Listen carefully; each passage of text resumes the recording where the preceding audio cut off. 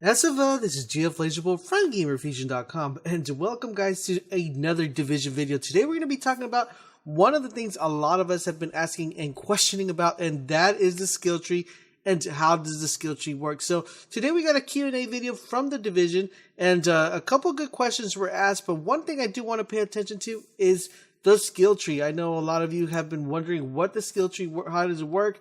What are the benefits of the skill tree? What can you do with it? And what are you able to, actually obtain for it? So I went ahead and split this off in different segments so you guys can get an idea of what we have in store. So first off, to start off, we're going to have a option to have three different sets of abilities. We have security ability, which is pretty much going to be your defensive type ability. And that is, if you're going to be playing more of a defensive role, then that's the ability you're going to go with. Then you have your second tier, which is a medical ability. This one's going to be for more a supportive class. If you want to revive your teammates, want to have better radar, if you want to be able to, be more assertive when it comes to reviving. And the next one we have is the technology skill tree. And this one gives you the ability to be kind of the person that's going to be in charge of holding either positions or also being able to activate certain things. As you see right there, we see some type of riot shield. We see a type of turret. We see a type of injection. Maybe that's a injection to actually run faster or get more stamina. And we don't know if that shield means that you could either carry a riot shield or if you're able to place down the shield down kind of like a holding spot. So a lot of interesting abilities, and that's going to be all dependent on how you want to customize your character. If you want to be the security type person, which is more of a person in charge of that. You're going to be the person in charge of the medical ability, and if you want to be in charge of the technology. Now, remember, this game is meant to be played with 4 people, so you could assign either 2 securities, 2 medics, 2 technology guys, or everybody could be medic, or everybody could be technology. So it's going to be dependent on how you want to approach the game. Another thing I want to go ahead and point your attention to is on the left hand side, we see a little lock, and this lock has 10%, 30%, 50%, and 70%. Now, does this mean if you're going to be able to unlock these at that percentile, or does that just the percentile that it gives you that buff for that ability? So we have yet to find out exactly what that 10%, 30%, and 50% and 70% actually involve.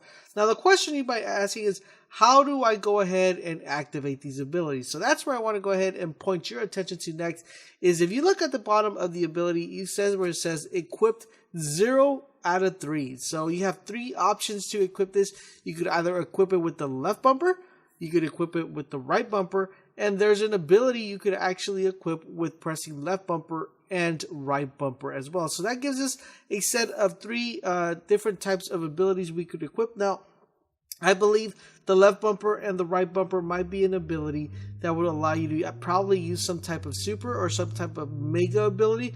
That has yet to be determined, but it is something interesting to note that in the video they mentioned you only had 2 abilities, but in this image right here, we are able to see that there's a total of 3 abilities.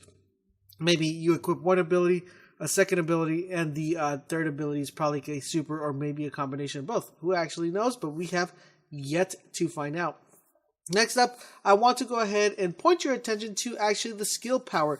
As you see right there, within the abilities, you're able to notice what skill power you're currently at. As of right now, on this character in particular, he is at 715 in skill power, which kind of gives us a different perspective of the game and how we can kind of see the difference between the skill base of this player as a level 13. Next up, I want to go ahead and point your attention below that where it says base, modification, and master. As you guys see, this is going to be the ability, pretty much your abilities that you're able to lock and unlock as you progress. So if you see right there, you notice that his base ability, which is the medic, as you see right there, he has, I don't know if that's maybe having better radar detection.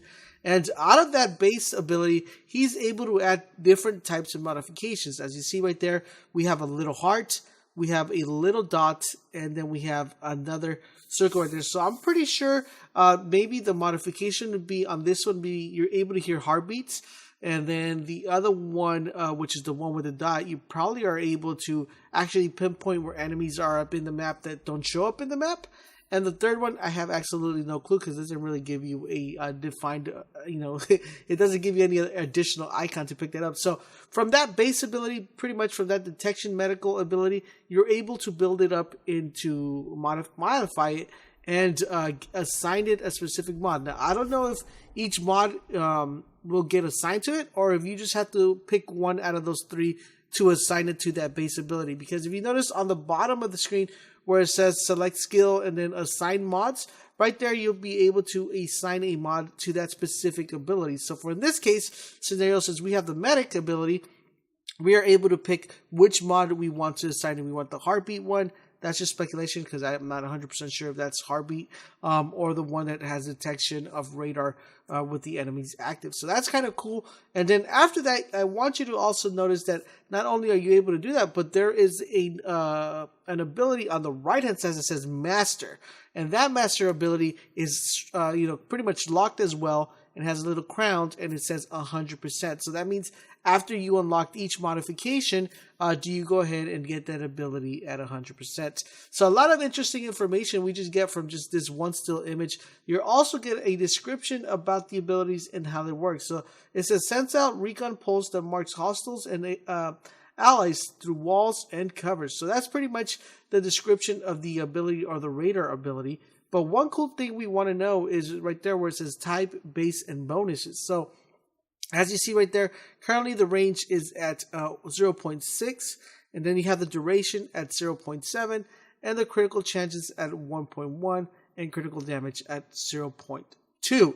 Now the thing with this one, that is your bonus base. Now the question is, once you unlock the master, does that stack up or that does become more valuable to you for you to be able to do it? And I know one question you're probably wondering, how do I get these modifications? Yes, guys, you are able to get these with points.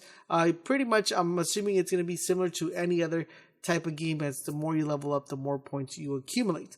Let me know in the comment section down below if you guys are as excited as I am about the Division.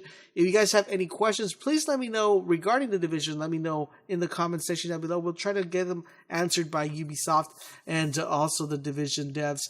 Let me know if you guys have any questions. Also, please let me know as well, what are you guys mostly excited about the Division and what are you guys expecting out of the Division this time around? Please let me know all that info in the comment section down below. And don't forget, guys, for all things The Division, head over to GamerFusion.com where we empower your game.